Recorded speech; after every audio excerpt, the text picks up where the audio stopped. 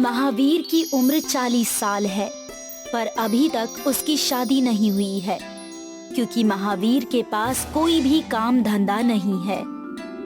महावीर ने कई जगह नौकरियां की, पर उसे कोई भी नौकरी पसंद नहीं आई और उसने काम छोड़ दिया। महावीर को सभी लोग फालतू भाई कहकर बुलाते थे। और कैसे हो फालतू भाई?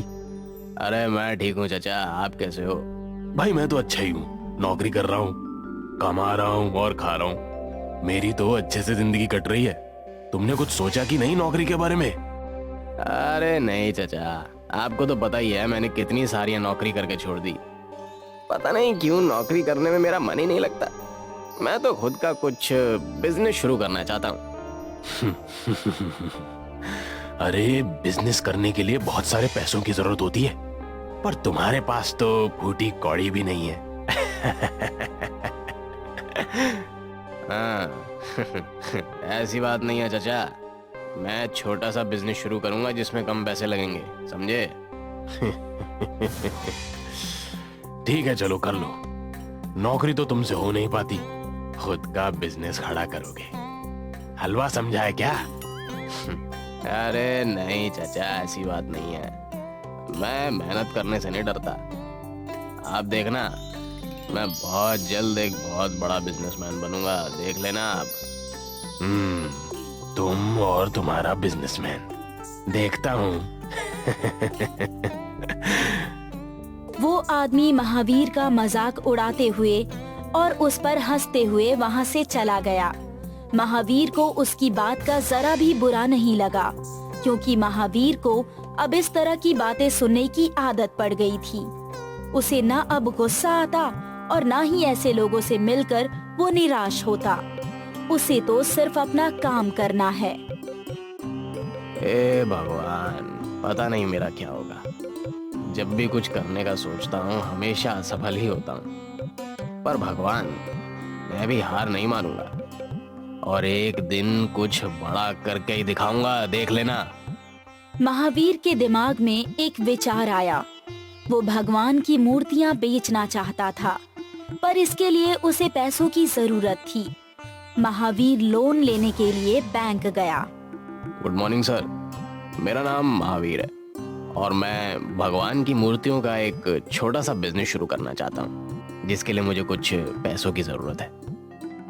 ठीक है, पैसे तो मिल जाएंगे, पर तुम्हारे पास बैंक को देने के लिए कुछ सिक्योरिटी है कि नहीं? मेरा मतलब है कुछ जमीन जायदाद। अरे सर, मेरे पास जमीन तो नहीं है। देखिए, बिना किसी सिक्योरिटी के हम आपको लोन नहीं दे सकते। लेकिन सर, मैं आपके पैसे बहुत जल्द लौटा दूंगा। अरे भाई, ये बैंक है, कोई किराने की दुकान थोड़ी। यहाँ के कुछ नियम और कायदे कानून होते हैं। आप कहीं और जाकर कोशिश कीजिए। ठीक है सर, कोई बात नहीं, धन्यवाद। महावीर को निराश होकर बैंक से लौटना पड़ा। उसे कुछ भी समझ नहीं आ रहा था कि वो मूर्तियां खरीदने के लिए पैसे कहां से लाए। तब महावीर को याद आया कि उसके गांव में ही एक साहूकार रहता है, जो कि सबको ब्याज पर पैसे दिया करता है। महावीर ने सोचा, क्यों ना साहूकार से पैसे उधार ले लिए जाए, और वो साहूकार के घर की तरफ चल पड़ा। नमस्ते साहूकार जी। अरे नमस्ते नमस्ते फालतू भाई, आज यहाँ कैसे? जी, मुझे पैसों की जरूरत है, इसलिए आया हूँ। मैं मूर्तियों का छोटा सा बिजनेस शुरू करने जा रहा हूँ। अरे अच्छा अच्छा अच्छा, तो क्या अब पंडित बनने का विचार है क्या? जी जी नहीं, बस एक छोटी सी दुकान खोलना चाहता हूँ। कितने पैसों की जरूरत है भाई? जी कुछ 10,000 रुपए से काम चल जाएगा।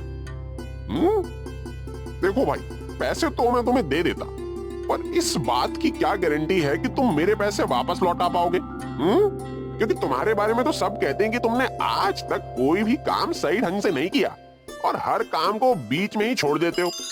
अगर तुमने ये मूर्तियों का धंधा भी बीच में छोड़ दिया तो मेरा तो नुकसान हो जाएगा ना? जी नहीं, ऐसी बात नहीं है। वो सब तो नौकरियां थी, इस बार तो मैं खुद का बिजनेस शुरू करने जा रहा हूँ ना। तुम पर भरोसा नहीं किया जा सकता। भाई कहीं और जाकर किसी का दरवाजा खटखटाओ, हमें माफ करो। महावीर को साहूकार के घर से भी निराश होकर ही लौटना पड़ा। उसे कुछ भी समझ नहीं आ रहा था कि ऐसा कौन सा काम करे जो बिना पैसों के शुरू किया जा सकता है। वो अपने घर की तरफ लौट रहा था तो रास्ते में उसे बहुत प्यास लगी, पर उसे कहीं भी पानी नहीं मिला। प्यास के कारण उसका बुरा हाल हो गया। वो बार बार सोच रहा था कि अगर अभी कोई मुझे पैसे देकर भी पानी पीने के लिए दे दे तो मैं खरीद लूंगा। घर आकर महावीर के दिमाग में ये बात बैठ गई और उसने निश्चय कर लिया कि वो पानी बेचेगा, और अगले दिन से उसने पानी बेचना शुरू किया। पानी ले लो, पानी, पानी ले लो, ताजा ताजा पानी। अरे फालतू भाई पागल तो नहीं हो गया जो पानी बेचने चला? भला पानी भी कोई खरीदने की चीज है क्या? अरे लगता है कोई धंधा नहीं मिलने से फालतू भाई सच में ही पागल हो गया। पानी ले लो, पानी, ताजा ताजा मीठा पानी। तभी कुछ यात्री वहां से जा रहे थे और दोपहर की धूप के कारण उन्हें भी प्यास लगी थी। वो महावीर के पास आए। एक गिलास पानी कितने का दिए हो? 5 रुपए का। एक गिलास देना जरा। ये लीजिए। भैया एक गिलास हमें भी दे दो। हाँ जी लीजिए, बिल्कुल आप भी लीजिए। ये लीजिए आपके पैसे। जी धन्यवाद। आज महावीर ने दिन भर में 50 रुपए का पानी बेच लिया था। अब वो दुकान पर गया और आधा लीटर की कुछ बोतलें खरीद लाया और कल से बोतलों में पानी भरकर बेचने लगा। पानी ले लो, पानी, ताजा ताजा पानी, पानी ले लो, पानी, ताजा ताजा पानी। आज भी कई यात्रियों ने महावीर से पानी की बोतल खरीदी।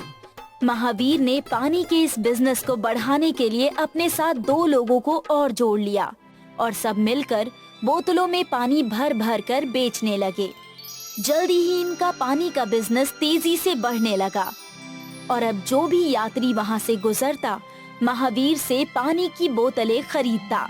महावीर ने खुद के पैसों से एक गोदाम भी खरीद लिया और वहां पर खुद ही प्लास्टिक की बोतलें बनाने लगा और उनमें भरकर पानी बेचने लगा। उसने अपने पानी का नाम गंगा वाटर रखा। पानी को पैक करके बेचने का महावीर का आइडिया काम कर गया। वो पूरे शहर में गंगा वाटर वाला महावीर के नाम से फेमस हो गया। कल तक जिस महावीर के पास कोई भी काम नहीं था, आज उसी महावीर के पास कई सारे लोग नौकरी करते हैं। जो लोग महावीर को फालतू भाई कहते थे, महावीर ने उन्हें भी नौकरी पर रख लिया और धीरे धीरे महावीर का यह पैकिंग वाला पानी पूरे शहर में गंगा वाटर के नाम से फेमस हो गया और महावीर देखते ही देखते एक अमीर आदमी बन गया। सीख, हमें जिंदगी में कभी भी हार नहीं माननी चाहिए। हमें आखिरी दम तक संघर्ष करते रहना चाहिए।